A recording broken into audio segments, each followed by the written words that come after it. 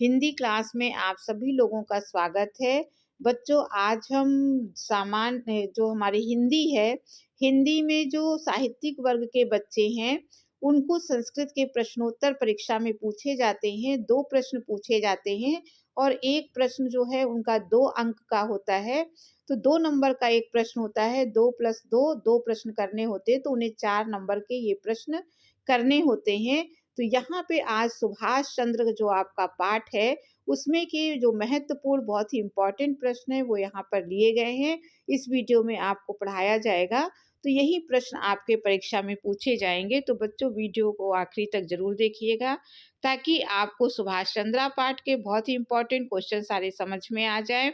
और अगर आप के और भी नए नए वीडियो इस तरह के देखना चाहते हैं तो आप चैनल को सब्सक्राइब कीजिएगा। आपके लिए लगातार ऐसे वीडियो बनते रहेंगे और आप तक पहुंचते रहेंगे। तो अब इस वीडियो को शुरू करते हैं और देखते हैं कि पहला हमारा जो प्रश्न है वो हमारा पहला प्रश्न क्या है। तो पहला जो महत्वपूर्ण प्रश्न है, पूछा गया है सुभाषस्य जन्म कुत्र अभवत। कुत्र का मतलब होता है कहाँ। यहाँ पे पूछा गया है कुत्र माने कहाँ, तो सुभाष का जन्म कहाँ हुआ था, ये इस प्रश्न में पूछा गया। तो आप अगर प्रश्न की हिंदी आपको समझ में आ जाएगी तो प्रश्न का उत्तर देना आपको बहुत आसान होगा। तो सुभाषस्य जन्म कुत्र अभवत, सुभाष का जन्म कहाँ हुआ था, तो उत्तर है सुभाषस्य जन्म बंग प्रांते अभवत।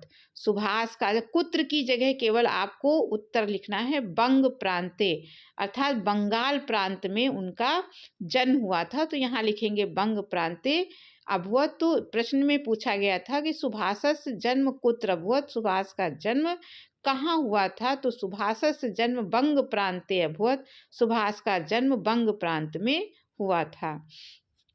अगला प्रश्न देखते हैं। अगले प्रश्न में क्या पूछा गया है। तो अगला हमारा यहाँ पे प्रश्न है सुभाषस्य पितुः नाम किम आसीत। सुभाष के पिता का नाम क्या था। किम माने क्या, सुभाषस्य पितुः नाम, पितुः माने पिता, सुभाष के पिता का क्या नाम था, ये प्रश्न में पूछा गया। तो उत्तर है सुभाषस्य पितुः नाम जानकी नाथ वसु इति आसीत। उनके पिता का नाम केवल आपको यहाँ उत्तर में देना है जानकी नाथ वसु, जो उनके पिता का नाम था। तो प्रश्न पूछा गया सुभाषस्य पितुः नाम किम आसीत, सुभाष के पिता का क्या नाम था। उत्तर होगा सुभाष के पिता का नाम जानकी नाथ वसु था। अगला प्रश्न देखिए, सुभाष चंद्र कस्याम नगर्याम शिक्षा प्राप्तवान। अब इस प्रश्न में पूछा गया कि सुभाष चंद्र कस्या नगरिया माने किस नगर में उन्होंने शिक्षा प्राप्त की। अब यहाँ पर नगर का नाम बताना है। तो सुभाष चंद्र कस्या नगरयाम शिक्षा प्राप्तवान, सुभाष चंद्र ने किस नगर में शिक्षा प्राप्त की, तो सुभाष चंद्र कलिकाता नगरया शिक्षा प्राप्तवान। कलिकाता, जिसको कलकत्ता कहा जाता है, अब कोलकाता कहा जाता है, लेकिन इसको संस्कृत में कलिकाता कहा जाता है। तो सुभाष चंद्र कलिकाता नगर्या शिक्षा प्राप्तवान। प्रश्न पूछा गया था कि सुभाष चंद्र किस नगर में शिक्षा प्राप्त की उन्होंने, तो सुभाष चंद्र ने कलिकाता नगरिया में शिक्षा प्राप्त की। अगला देखते हैं, आगे देखते हैं। अगला प्रश्न हमारा देखिए यहाँ पर है सुभाषः काम नीतिम अनुसरत। माने अनुसरत माने वो अनुसरण करते थे। किसका, काम नीति माने कौन सी नीति। सुभाष चंद्र किस नीति का अनुसरण करते थे। यहाँ उत्तर होगा सुभाषः सठे साठ्यम समाचरेत इति नीतिम अनुसरत। सठे साठ्यम समाचरेत का मतलब होता है कि सठ माने होता है दुष्ट, दुष्ट के साथ दुष्टता का व्यवहार, समाचरित माने व्यवहार करना चाहिए। तो यहाँ पर सुभाष किस नीति का अनुसरण करते थे, तो उत्तर आया सुभाष सठे साठ्यम समाचरित, सुभाष दुष्ट के साथ दुष्टता का व्यवहार करना चाहिए, इस नीति का अनुसरण करते थे। अगला प्रश्न देखते हैं। अगला इम्पोर्टेंट हमारा जो प्रश्न है वो अगला आ रहा है सुभाषः वेश परिवर्तनम विधाय कुत्र गच्छत। कुत्र माने होता है कहाँ। सुभाष वेश परिवर्तन करके, अपना भेष बदलकर, कुत्र अगच्छत माने कुत्र माने कहाँ गए, जगह का नाम पूछा गया है कि भेष बदलकर वो कहाँ चले गए। तो उत्तर होगा सुभाषः वेश परिवर्तनम विधाय पुरुषपुरम अगच्छत। यहाँ पर सुभाष वेश परिवर्तन करके पुरुषपुर अगच्छत माने पुरुषपुर चले गए, तो उत्तर में आपको पुरुषपुर यहाँ पर लिखना है। अगला प्रश्न है सुभाषः केन नामना जर्मन देशा गता। सुभाष जर्मनी देश चले गए थे, तो यहाँ पे पूछा गया केन नामना, किस नाम से जर्मन देश गए, सुभाष चंद्र किस नाम से जर्मन देश को गए, तो उत्तर होगा सुभाषा जियाउद्दीन इति नामना जर्मन देशः गता। सुभाष जियाउद्दीन के नाम से जर्मन देश चले गए। तो सुभाषा प्रश्न पूछा गया सुभाष किस नाम से जर्मनी देश गए, तो उत्तर हुआ सुभाष जियाउद्दीन के नाम से जर्मनी देश गए। अगला प्रश्न देखते हैं, अगले प्रश्न में क्या है।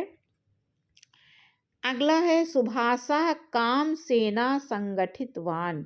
सुभाष ने काम सेना, कौन सी सेना का संगठन किया, तो उत्तर होगा सुभाषा आज़ाद हिंद फौज। आप सबको पता है कि सुभाष चंद्र ने आज़ाद हिंद फौज नामनी सेना संगठितवान, सुभाष ने आज़ाद हिंद फौज नाम की सेना का संगठन किया। तो प्रश्न पूछा गया था सुभाष ने कौन सी सेना का संगठन किया, तो उत्तर होगा सुभाष ने आज़ाद हिंद फौज नाम की सेना का संगठन किया।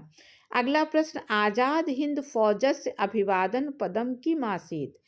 आज़ाद हिंद फौज का जो अभिवादन पद था, जब एक दूसरे से मिलते थे तो वो क्या अभिवादन करते थे, वो किम माने कौन सा अभिवादन था, आज़ाद हिंद फौज का अभिवादन पद क्या था, तो उत्तर होगा आज़ाद हिंद फौजस्य अभिवादन पदम जय हिंद इत्यासीत्। आज़ाद हिंद फौज का अभिवादन पद जय हिंद था। तो प्रश्न में पूछा गया था कि आज़ाद हिंद फौज का अभिवादन पद क्या है, तो आज़ाद हिंद फौज का अभिवादन पद जय हिंद था। अगला देखते हैं। अगला यहाँ पे प्रश्न है आज़ाद हिंद फौज इत्याख्याम सेना का संगठितवान। आज़ाद हिंद फौज नाम की सेना का संगठन कह मने कौन किया था। अब यहाँ पर पूछ लिया गया है कि आज़ाद हिंद फौज इत्याख्या इस नाम की सेना का संगठन कौन माने किसने किया, उत्तर होगा आज़ाद हिंद फौज इत्याख्या सेना सुभाष चंद्र संगठितवान। आज़ाद हिंद फौज नाम की सेना सुभाष चंद्र ने संगठित किया था। यहाँ पे सुभाष चंद्र उत्तर होगा। तो बच्चों आपको सुभाष चंद्र के जितने भी इम्पोर्टेंट प्रश्न थे वो इस वीडियो में सारे के सारे आपको पढ़ा दिए गए हैं। आप इसमें से ज़रूर प्रश्न पूछा जाता है तो आप इसको अच्छे से तैयार कर लीजिएगा। आप 1-2 बार वीडियो देखेंगे तो आपको ऐसे ही तैयार हो जाएगा, क्योंकि इन प्रश्नों के उत्तर बहुत ही छोटे होते हैं, 1 शब्द या 2 शब्द के होते हैं। तो बच्चों अगर वीडियो आपको अच्छा लगा हो तो आप चैनल को सब्सक्राइब ज़रूर कीजिएगा। आपके क्लास की प्लेलिस्ट भी बनी हुई है, वहाँ बहुत सारे वीडियो हैं, आप चाहें तो वहाँ से देख सकते हैं। और अब इस वीडियो को यहीं समाप्त करती हूँ। अगले वीडियो में फिर किसी टॉपिक के साथ मिलूँगी, तब तक के लिए धन्यवाद।